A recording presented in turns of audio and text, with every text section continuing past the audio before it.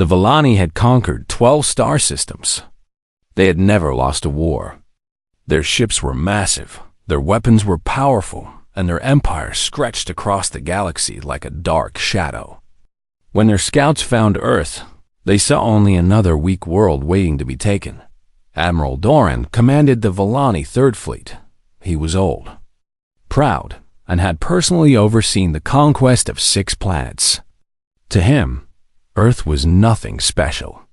Just another primitive world with primitive creatures who would learn to serve or learn to die. His fleet arrived on a spring morning in the year 2089.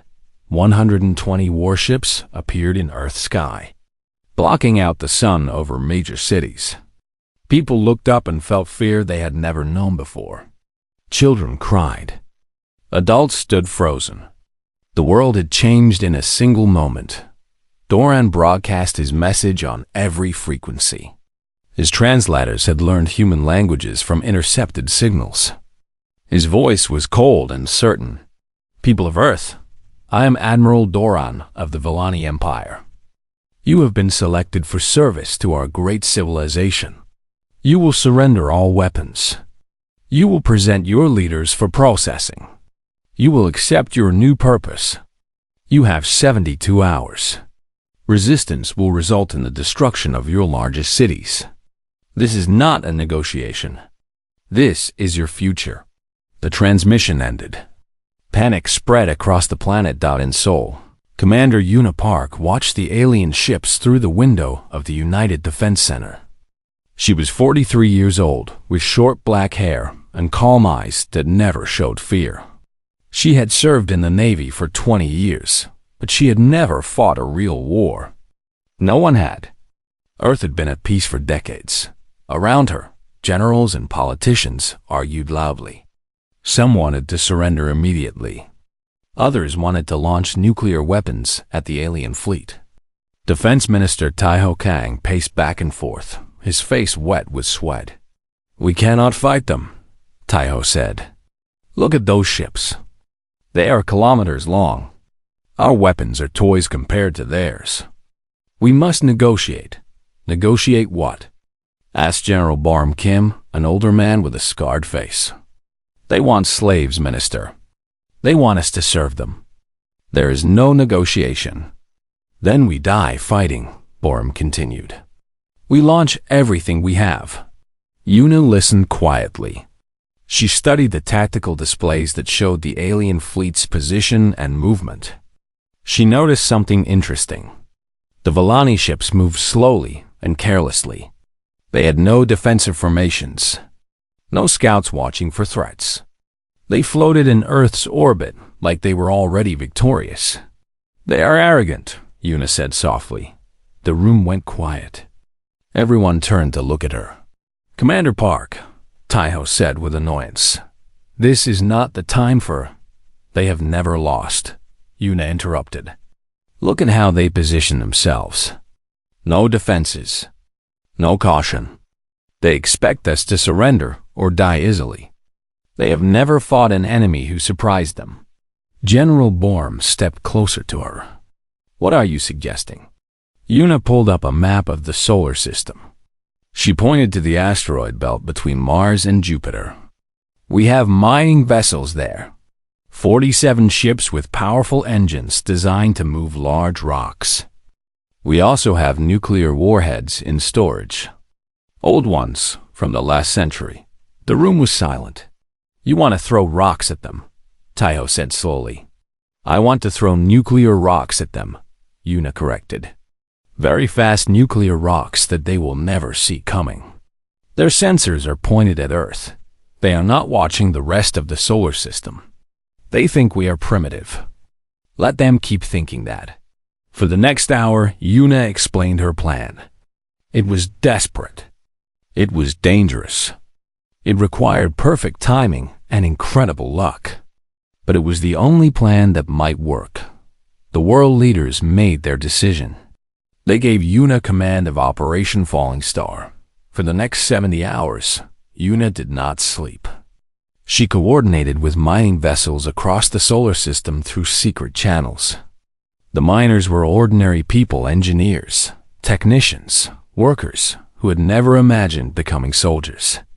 But when Yuna explained what was happening on Earth, every single one volunteered. Captain Doan Shin commanded the mining vessel Stonebreaker. He was 50 years old with rough hands and a kind smile. He had spent 30 years moving asteroids for metal companies. Now he was preparing to move an asteroid carrying a 50-megaton nuclear warhead. "You understand what we are asking," Yuna said through the communication channel. "This is a one-way mission. The acceleration required means you cannot slow down. You will be moving too fast to survive." Doan was quiet for a moment. Then he spoke. "Commander, I have 2 daughters on Earth. They are 12 and 15 years old. If I do nothing, they will become slaves. If I do this, they might live free. That is not a difficult choice." Yuna felt her throat tighten. "Captain Shin, thank you." "Don't thank me yet," Doan said. "Let me hit my target first." The miners worked through the night. They loaded warheads onto asteroids. They calculated trajectories. They said goodbye to their families through messages that would take hours to arrive on Earth. When the 72 hours ended, Admiral Doran prepared his fleet for the harvest. He ordered his ships to descend toward Earth's major cities. Transport vessels opened their bays, ready to collect the first slaves. Doran sat on his command throne, bored and impatient. He had done this many times before. He expected to see human leaders begging for mercy on his view screen within the hour. Instead, he saw 17 of his warships disappear in nuclear fire. The asteroids came from above, behind, and below. They moved at speeds the Vellani sensors could barely track. Each one carried enough explosive power to destroy a city. When they hit the Vellani ships, they turned those ships into expanding clouds of metal and fire. Alarms screamed across the Vellani fleet. Officers shouted in confusion. This had never happened before. No primitive species had ever struck back. No conquered world had ever drawn first blood. Admiral Doran gripped his throne as his flagship shook from a nearby explosion. "What is happening?" he roared. "Unknown weapons," his tactical officer reported, voice shaking with fear. "They came from the asteroid belt. We did not see them until impact." Another explosion lit up the view screen. Another Vellani warship died. "Retreat," Doran ordered. His voice was no longer cold and certain. It was filled with something the Vellani had forgotten how to feel. "Retreat now!" The surviving ships turned and fled. They jumped to faster than light speed and vanished from Earth's sky as quickly as they had arrived. On Earth, people watched the alien ships disappear. For a long moment, no one understood what had happened. Then the news spread. The aliens had been hurt. The aliens had run away. Humanity had won. But Commander Yuna Park did not celebrate. She stood in the defense center, watching the empty sky, and she understood something that others did not want to hear. "They will come back," she said quietly to General Borum. "This fleet was nothing. A small expedition. When they return, they will bring 1,000 ships. Maybe more." Borum nodded slowly. "How long do we have?" Yuna thought about the distances involved, about how fast the Vellani could gather their forces. 5 years. Maybe less. Then we have 5 years to build a fleet that can fight them. Yuna looked at the tactical display, at Earth floating blue and fragile in the darkness of space. Somewhere out there, an angry empire was preparing for revenge. Somewhere out there, Captain Dawnshin and 46 other brave souls had given their lives to buy humanity a chance. She would not waste that chance. "Get me every scientist, every engineer, every shipbuilder on this planet," Yuna said. "We have work to do." 5 years changed everything. The world that had once fought over borders and resources now worked together with a single purpose. Old enemies became partners. Old arguments became meaningless. When an alien empire promised to return and enslave every human being on the planet, people discovered that their differences were very small compared to what they shared. Commander Una Park was now Admiral Una Park. She stood on the bridge of the Defiance, humanity's first true warship. The vessel was 300 meters long, covered in thick armor, and armed with weapons that had not existed 5 years ago. It was beautiful and terrifying at the same time. Around Earth and the Moon, shipyards floated in orbit. Day and night, they built more ships. Destroyers, cruisers, carriers, and support vessels. 400 warships now served in the United Earth Navy. More were being finished every week. But Admiral Park was not satisfied. Lieutenant Jinho Lee stood beside her, studying a tactical display. He was 31 years old, tall and thin, with tired eyes that showed how little he had slept. He was the finest tactical officer in the fleet, but even his brilliant mind could not solve their biggest problem. The Vellani main fleet will arrive in 6 months, Jinho reported. Intelligence estimates 3,000 warships. Maybe more, and we have 400, Una said. 412. The shipyards finished 2 more destroyers this morning. Una allowed herself a small smile. 412 against 3,000. Those are not good numbers, Lieutenant. No, Admiral. They are not. Una turned away from the display and looked out the main viewport. Earth hung in the darkness, blue and green and white. 8 billion people lived down there. 8 billion people who were counting on her to keep them free. Then we need to fight smarter, she said. Call a meeting. Bring me our best minds. The meeting took place in the war room of Unity Station, Earth's Orbital Command Center. Around the table sat the people who would decide humanity's fate. Dr. Sora Han was a physicist with messy hair and bright, curious eyes. She was 45 years old and had spent her whole career studying how the universe worked. Now she was studying how the Vellani ships worked. I found something interesting, Sora said, pulling up a holographic display. The Vellani faster-than-light drives create a specific energy pattern when they activate, like a fingerprint.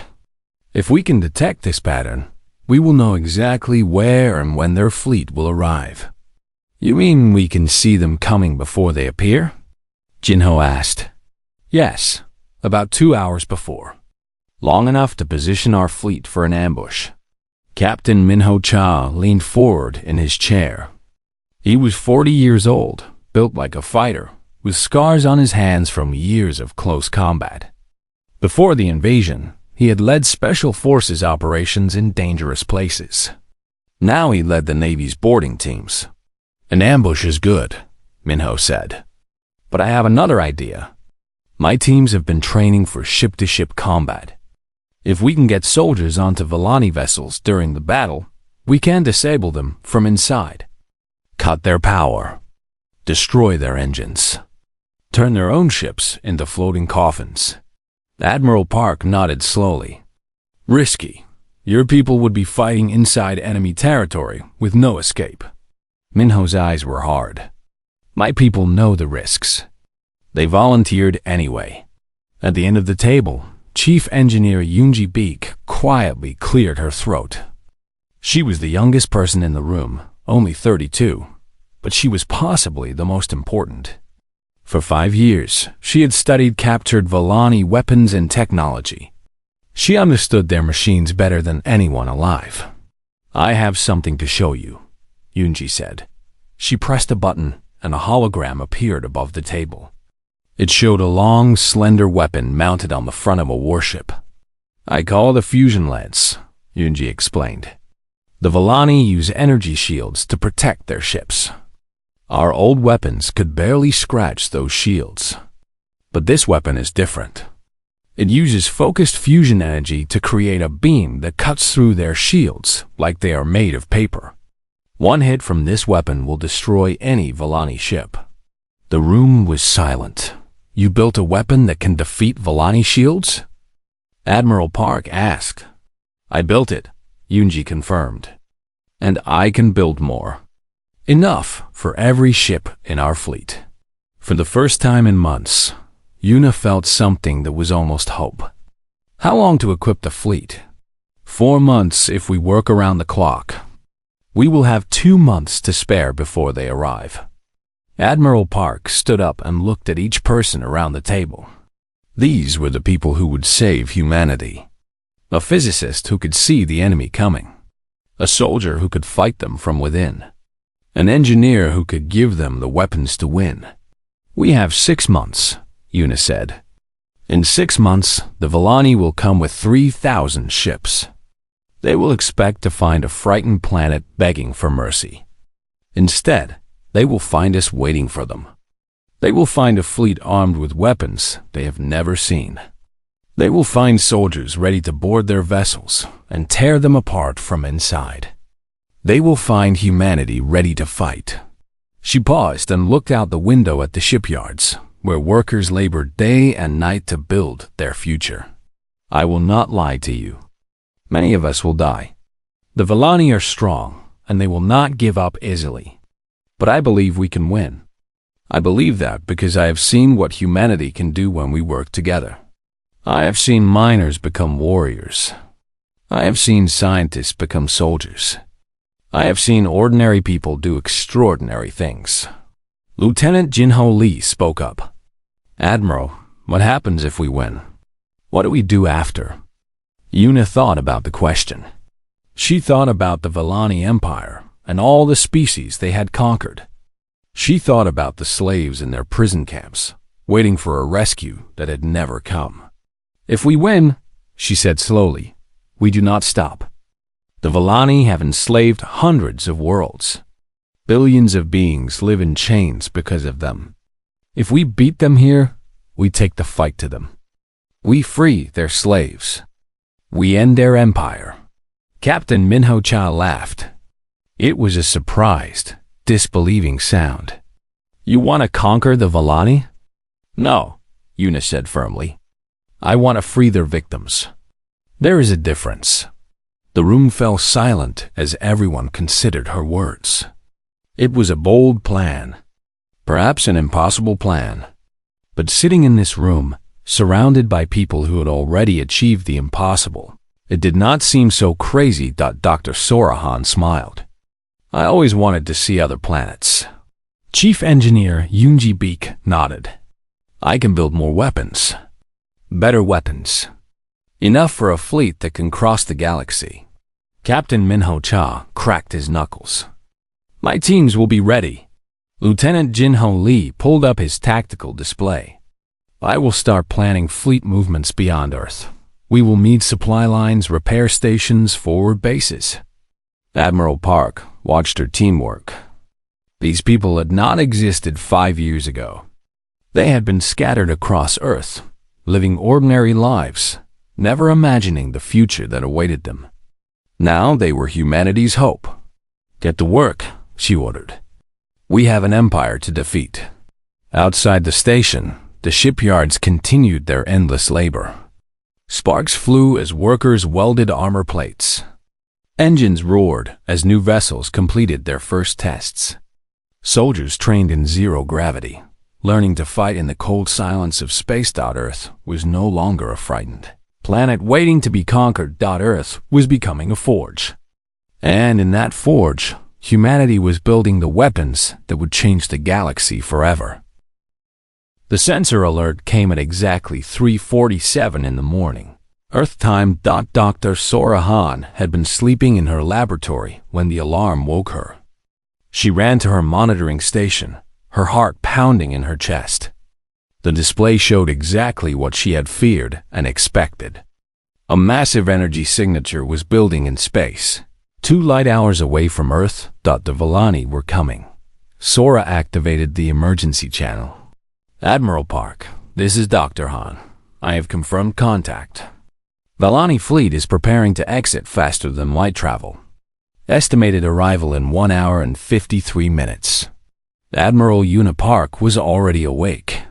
She had not slept well in weeks. Understood, Doctor. How many ships? There was a pause. When Sora spoke again, her voice was smaller. 3,247 warships. Admiral, they brought everything. Yuna closed her eyes for a moment. When she opened them, they were calm and steady. Then we will destroy everything. All ships, battle stations. This is Admiral Park. The enemy is coming. You know what to do. Across the solar system, 412 human warships powered up their engines. Crews ran to their stations. Weapons charged. Shields activated. Pilots climbed into their fighters. Soldiers checked their boarding gear. Lieutenant Jinho Lee stood beside Admiral Park on the bridge of the Defiance. He looked tired but focused. Fleet is in position, Admiral. All ships report ready. The fusion lances? Fully operational on every vessel. Yuna nodded. Chief Engineer Yunji Beek had kept her promise. Every human warship now carried the weapon that could cut through Vellani shields. But weapons alone would not win this battle. They were still outnumbered nearly 8-1. Execute Plan Sigma on my command, Yuna ordered. And get me Captain Cha. The communication screen flickered, and Minho Cha's scarred face appeared. He was wearing boarding armor, a heavy suit designed for fighting inside enemy ships. Behind him, rows of soldiers prepared for the most dangerous mission of their lives. Captain, are your teams ready? Yuna asked. Minho grinned. It was not a pleasant expression. Born ready, Admiral. Just point us at the biggest ships. The 3 Vellani command carriers. If you can disable their commanders, their fleet will fall into chaos. Consider it done. The screen went dark. Yuna turned back to the main viewport. In less than 2 hours, that empty space would be filled with enemy warships. Many of the people on her ship would die today. She might die today, but she would not let fear control her. Lieutenant Lee, status of the decoy drones? Jinho checked his display. 1,000 drones deployed in Patent Delta. They are broadcasting false energy signatures. The Vellani will think we have more ships than we actually do. Good. And the asteroid traps? 67 nuclear-armed asteroids positioned behind the lunar shadow. They will not see them until it is too late. The minutes passed slowly. Yuna watched the clock and waited. Around her, the bridge crew worked in tense silence. Everyone knew what was coming. Everyone was afraid. But no one ran. No one hit dot at exactly 5:40. The sky tore open. Vellani warships poured out of faster-than-light space in a massive wave. They were enormous vessels, some of them 5 kilometers long, covered in weapons and armor. Their formation was a giant wedge, designed to crush any resistance with overwhelming force. Admiral Doran stood on the bridge of his flagship, the Vellani's glory. He had waited 5 years for this moment. 5 years of shame and anger. 5 years of planning revenge against the primitive species that had humiliated him. Find their fleet, Doran ordered. Destroy everything. His sensors showed nearly 1,500 human ships spread across the system. He smiled. They had built more vessels than he expected, but it did not matter. His fleet was still twice as large, and his ships were far more powerful. All ships, advance, he commanded. Crush them.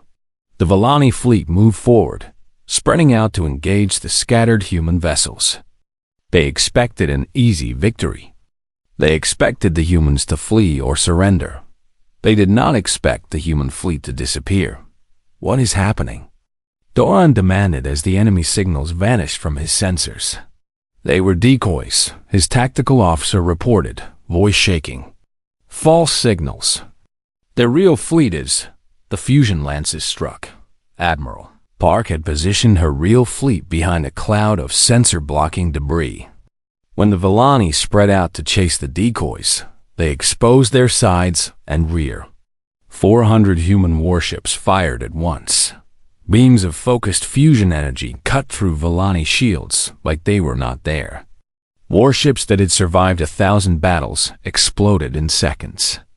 The entire left side of the Volani formation vanished in fire. All ships, execute pattern Sigma, Una commanded. The human fleet scattered in a carefully planned pattern. They were not retreating.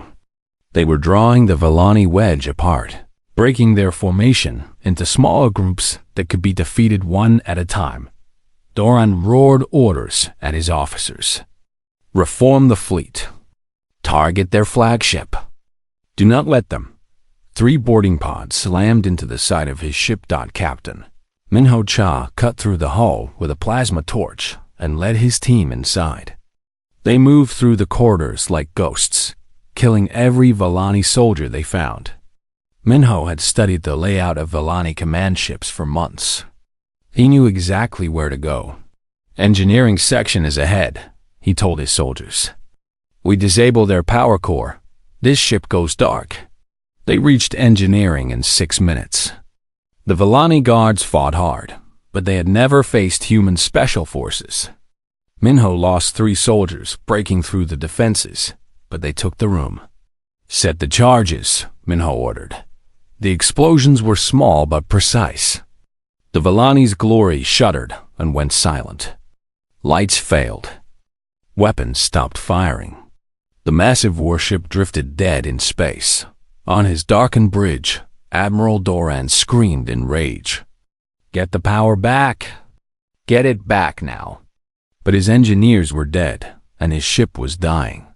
Across the battlefield, the other Volani command carriers suffered the same fate. Human boarding teams hit them simultaneously, cutting their power and killing their commanders.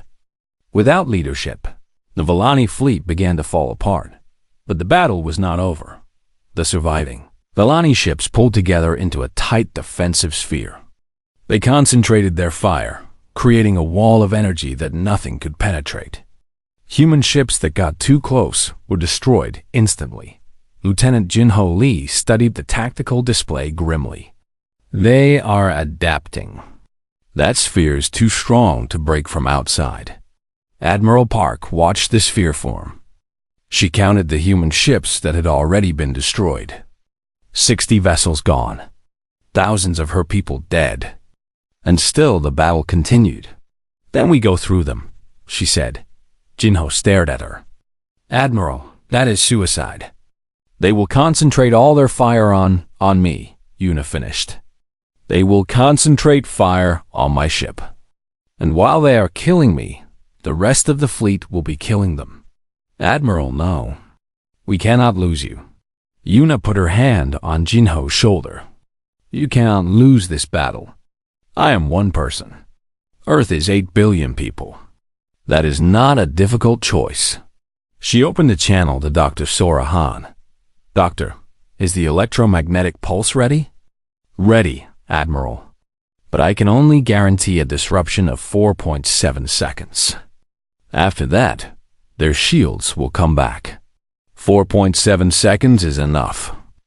All ships, form up on the Defiance. We are going through the center. The human fleet gathered around the flagship, forming a spear aimed at the heart of the Volani sphere. 100 ships would make this charge. Many would not survive. Fire the pulse, Una ordered. A wave of electromagnetic energy rolled across the battlefield. For exactly 4.7 seconds, every Volani shield flickered and died. Now. Una shouted. The human fleet fired everything they had. Fusion lances, missiles, kinetic rounds, everything. The center of the Volani sphere exploded in a storm of fire and metal. Human ships charged through the gap, firing in all directions. The Defiance took hit after hit. Armor melted. Systems failed. Crew members died at their stations. But the ship kept moving, kept firing, kept fighting. When the Volani shields came back online, it was too late. The human fleet was inside their formation, tearing them apart from within. There was no escape.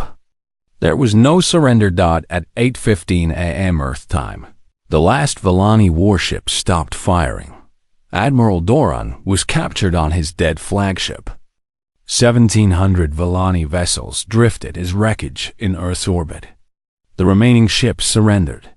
Admiral Una Park stood on the damaged bridge of the Defiance, bleeding from a cut on her forehead, surrounded by the bodies of fallen crew members. "We won," Lieutenant Jinho Lee said quietly. He could barely believe it. Una looked out at the field of destruction. "We survived.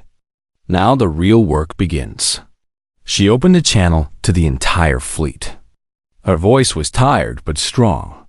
"This is Admiral Park. Today, we proved that humanity will not be enslaved. Today, we showed the galaxy what happens when free people fight for their freedom. But this is not the end. The Vellani Empire still exists.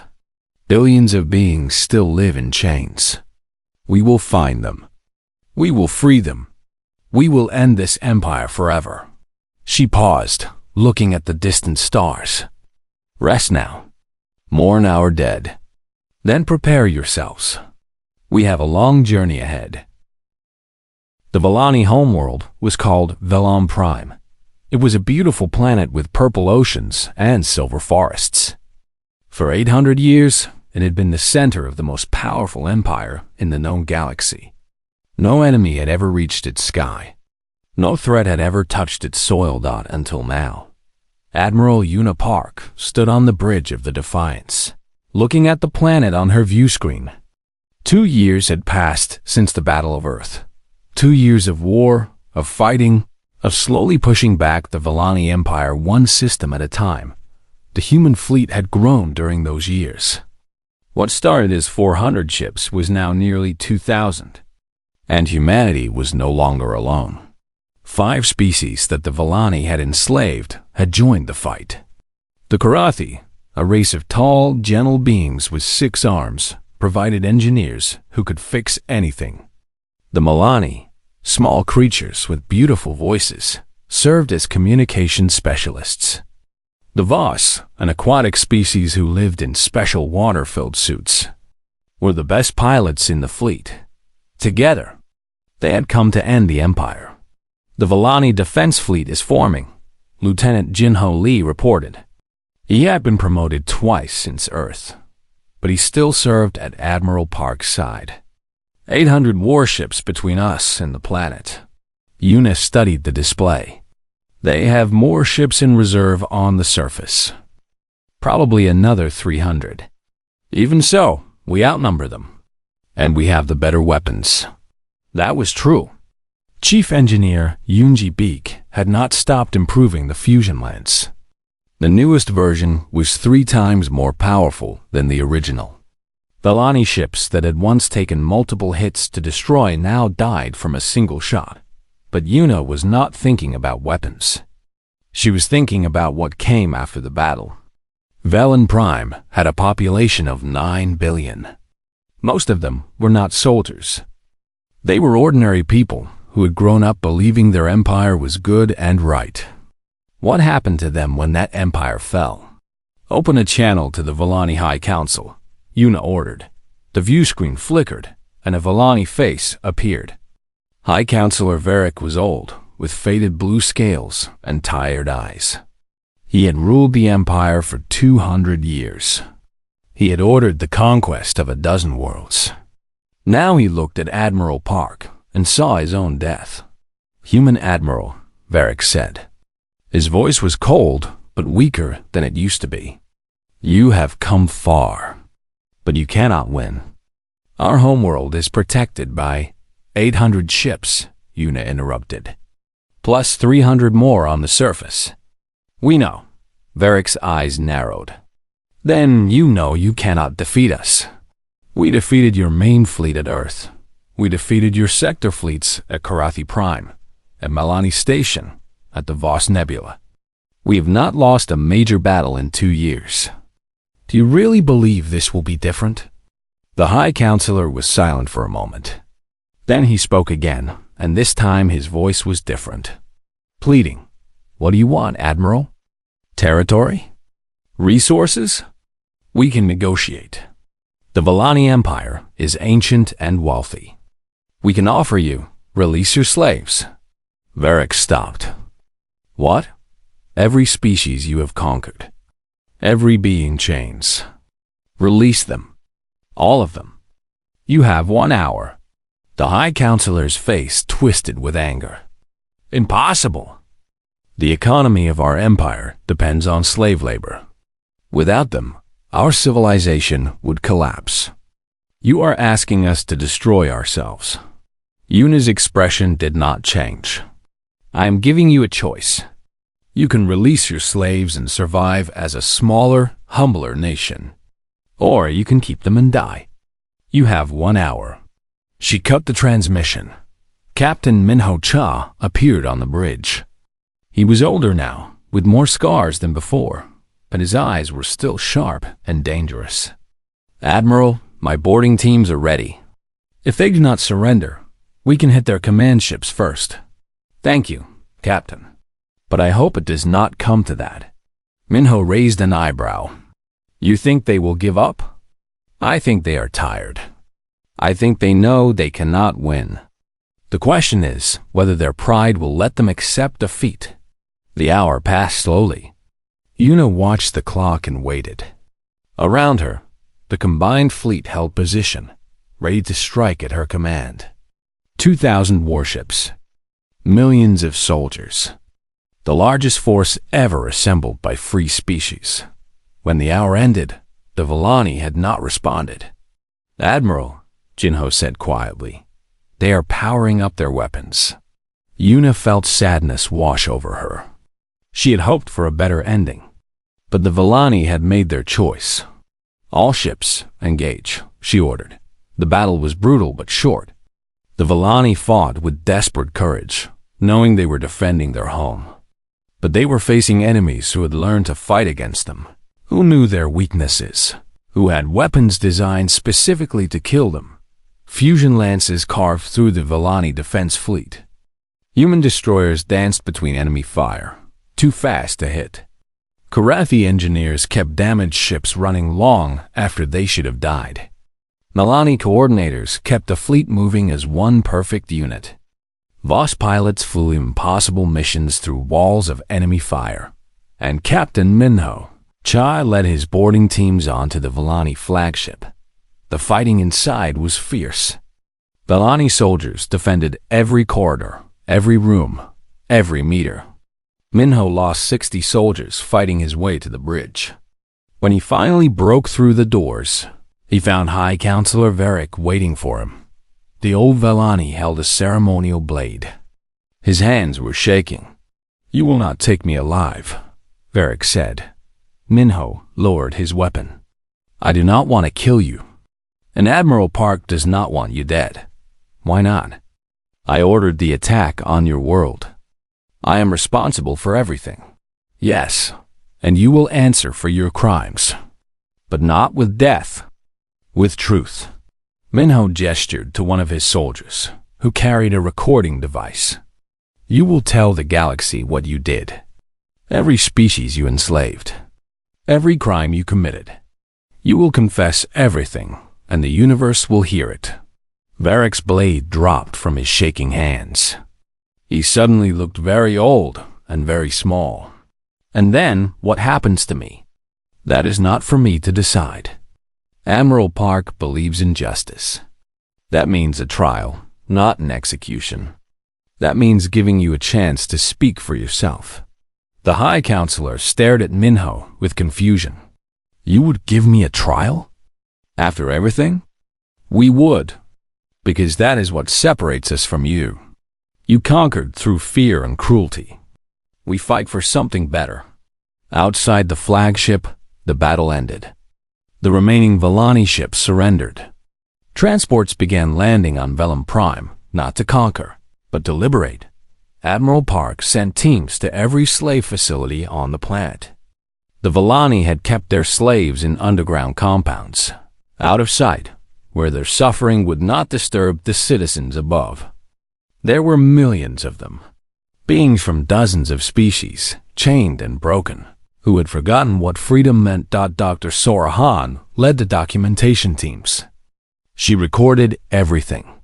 The chains, the punishments, the breeding facilities where slaves were created like products. She made sure the galaxy would never forget. Chief Engineer Yoonji Beek worked with liberated scientists to disable the neural control chips the Villani used to keep their slaves obedient. Billions of beings felt free will for the first time in their lives. Many did not know what to do with it.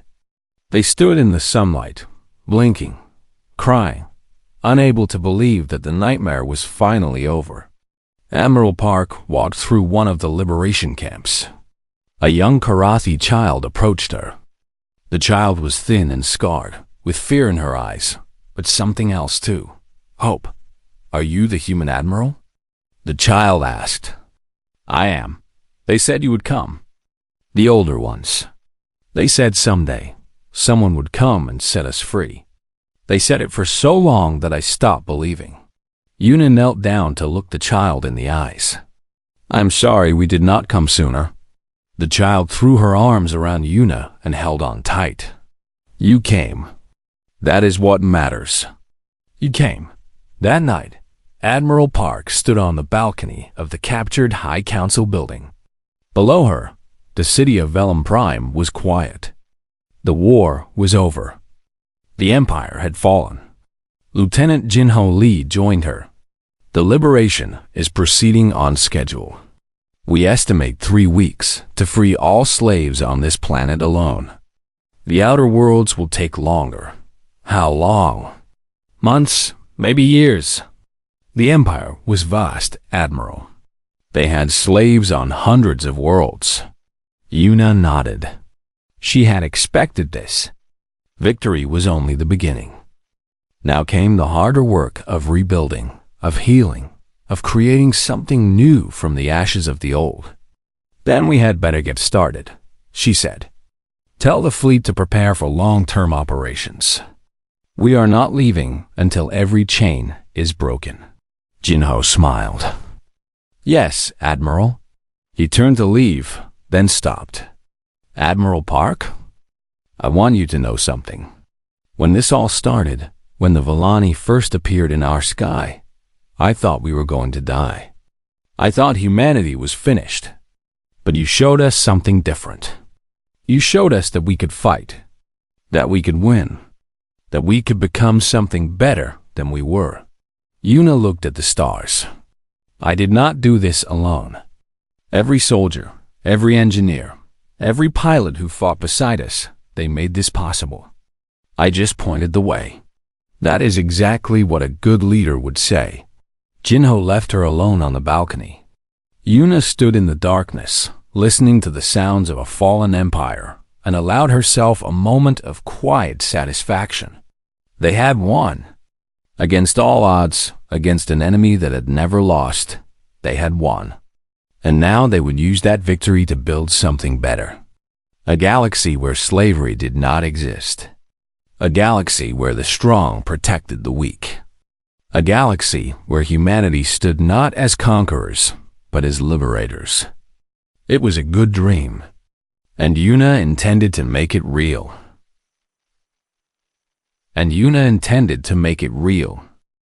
10 years had passed since the fall of the Villani Empire. The galaxy was a different place now. Where there had been chains, there was freedom. Where there had been fear, there was hope. Where there had been one cruel empire, there was now a coalition of free peoples working together to build something new. Fleet. Admiral Yuna Park stood on the observation deck of Unity Station, watching ships pass by in the darkness of space. She was 73 years old now. Her hair had turned gray, and her face had deep lines from years of worry and work. But her eyes were still sharp, and her back was still straight. Unity Station was humanity's gift to the galaxy. It was the largest structure ever built, a spinning wheel of metal and light that orbited no planet. It belonged to everyone.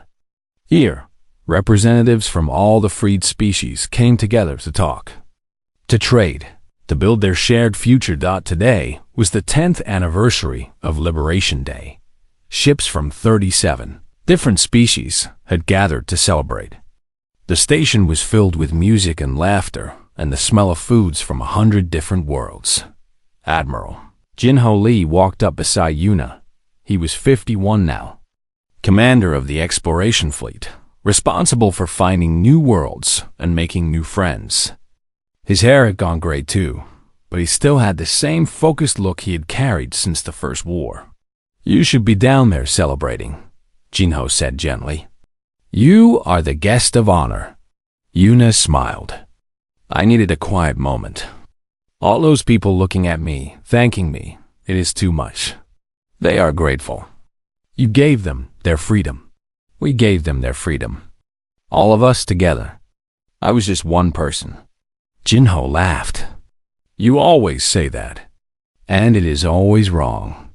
They stood together in comfortable silence, watching the ships drift past.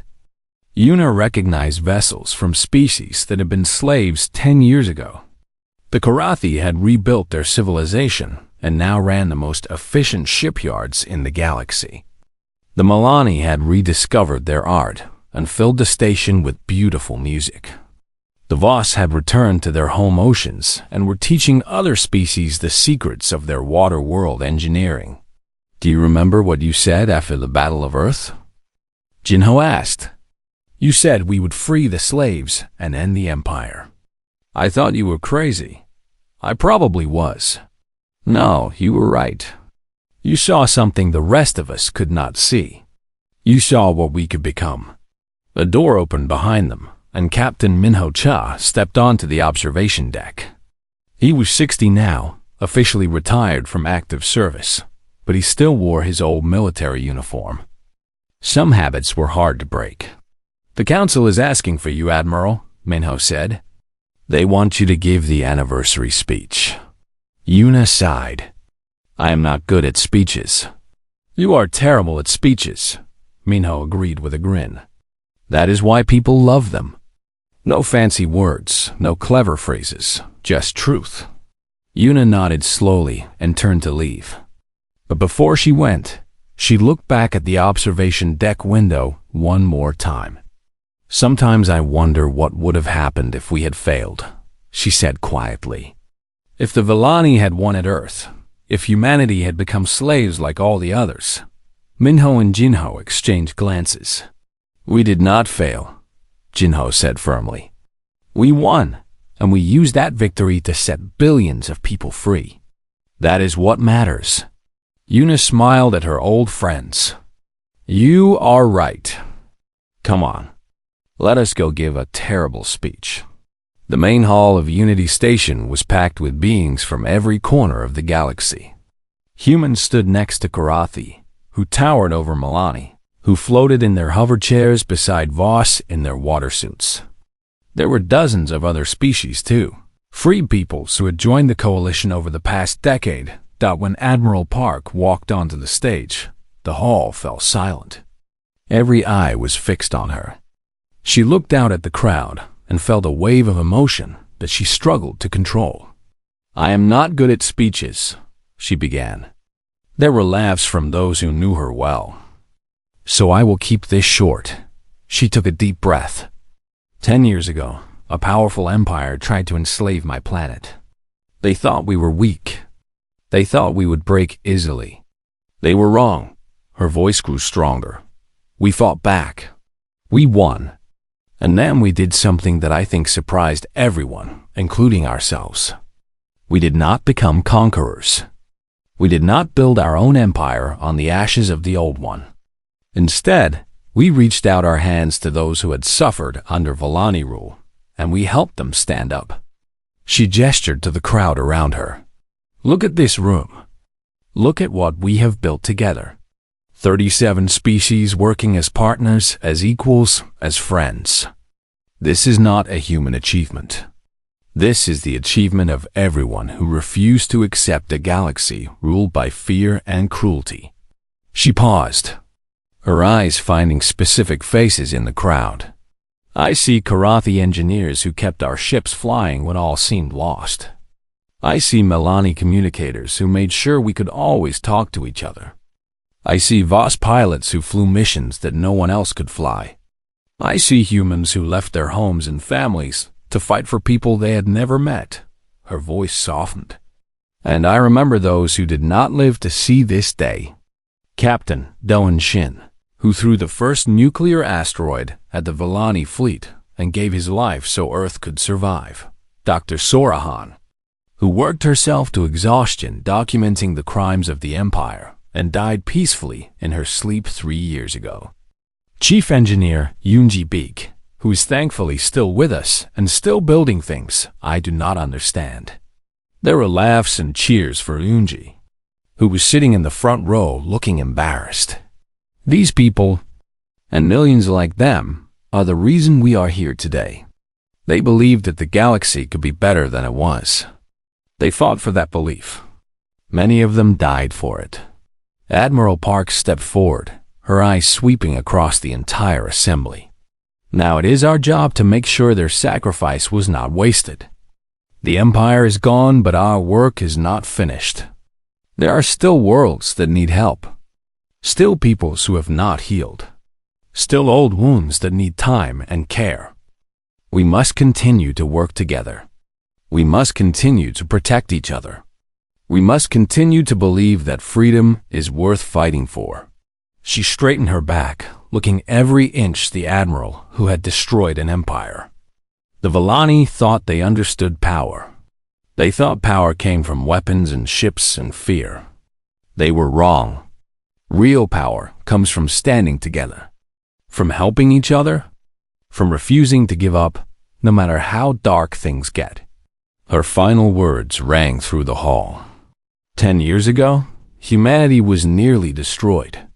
Today, we stand here as partners with 37 species, builders of the largest peaceful coalition in galactic history. And do you know what I think?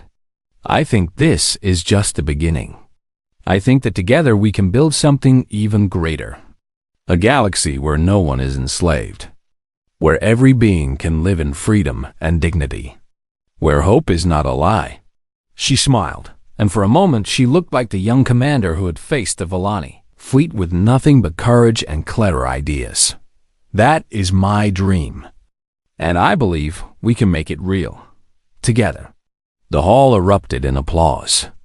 Beings of every species rose to their feet, cheering, crying, holding each other.